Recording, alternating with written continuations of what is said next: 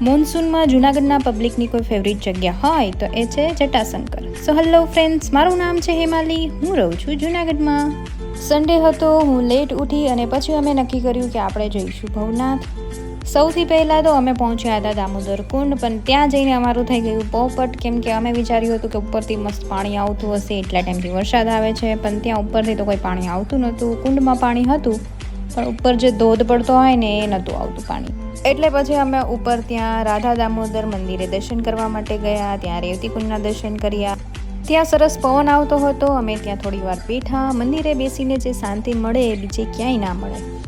ત્યાંથી પછી અમે નીકળી ગયા હતા જટાશંકર જવા માટે, પણ ત્યાં પહોંચ્યા તો એટલો ટ્રાફિક હતો.